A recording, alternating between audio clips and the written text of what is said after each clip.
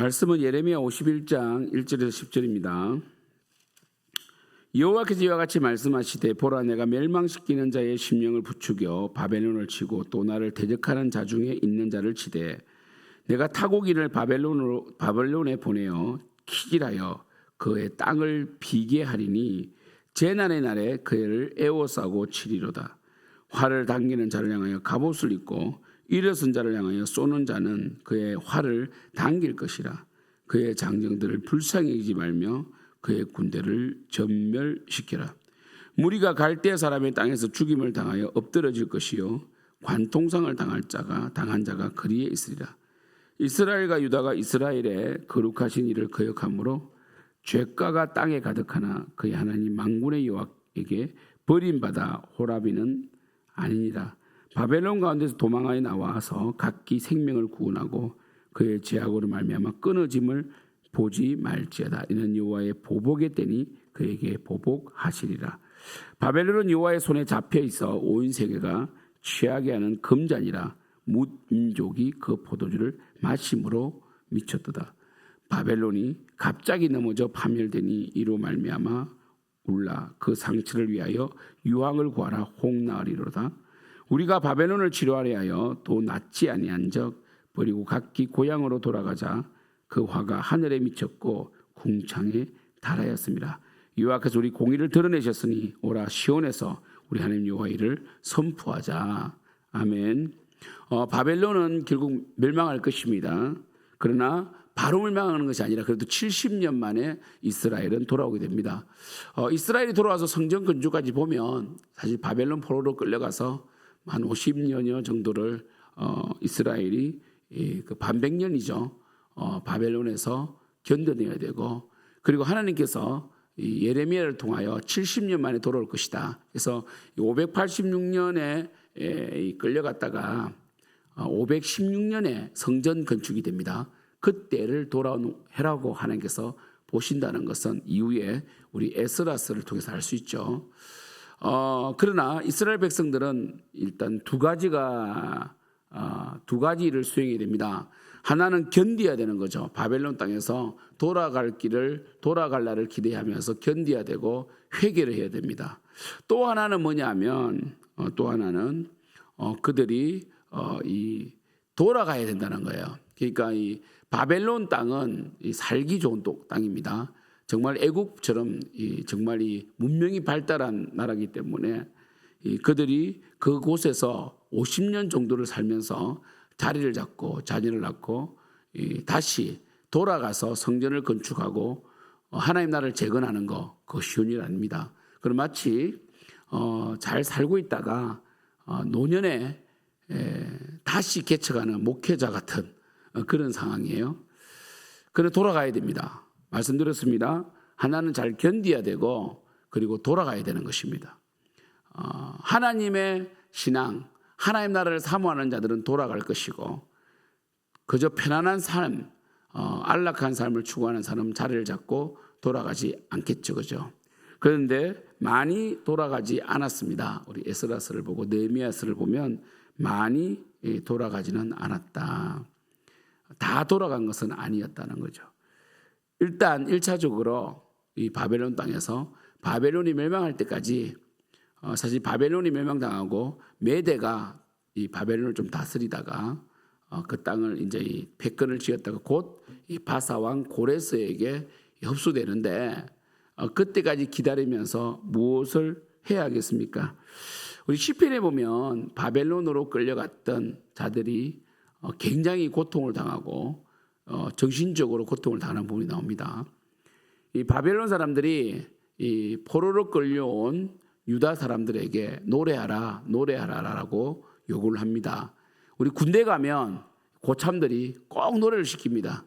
그죠? 그때 노래 못하면 굉장히 욕을 먹죠. 춤을 추봐라, 노래하라 이렇게 하죠. 요즘은 그런 거 안 하는데 우리 때는 이 코스였습니다. 그래서 우리 친구가 저보고 군대 가면 꼭 노래를 시킬 텐데 저는 교회 다니기 때문에 세상 노래를 거의 부를 줄 몰랐기 때문에 저보고 이 중국어 노래를 하나 가르치더라고요. 이 중국어 노래 하나 부르면 신기하게 생겨서 안 괴롭힐 거라고 해가지고 제가 이 이 천밀밀에 나오는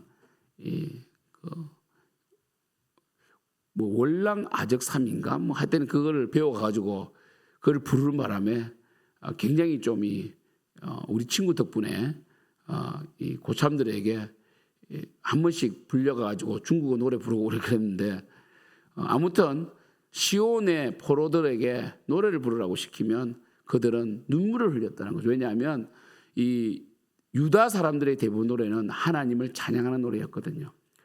하나님을 찬양하는 노래를 부르니까 막 비웃는 거죠.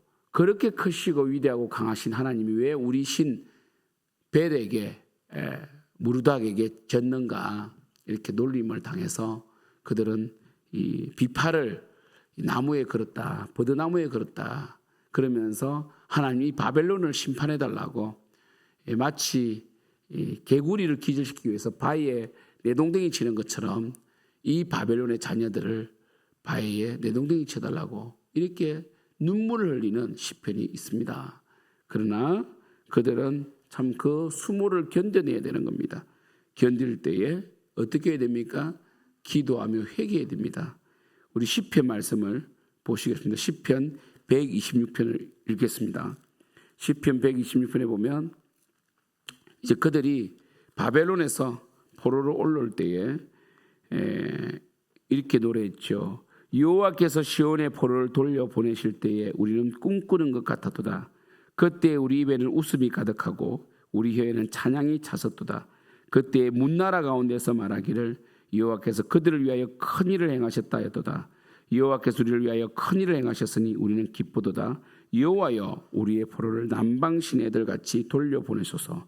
눈물을 흘리며 씨를 뿌리는 자는 기쁨으로 거두리로다. 울며 씨를 뿌리러 나가는 자는 반드시 기쁨으로 그 곡식단을 가지고 돌아오리로다. 이렇게 노래했습니다.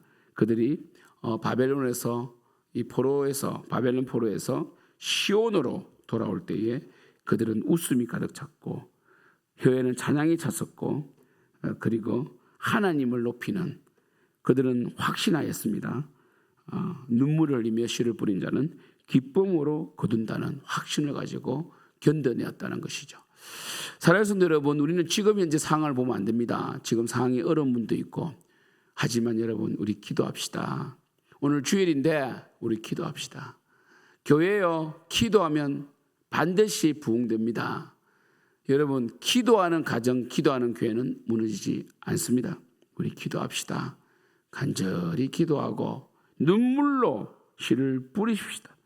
울며 씨를 뿌리십시다. 새벽 기도 나옵시다. 금요철아 나옵시다. 수예배 나와서 1시간은 아니라도 30분이라도 기도하고 갑시다. 여러분 기도합시다. 거저 주님을 의지합시다.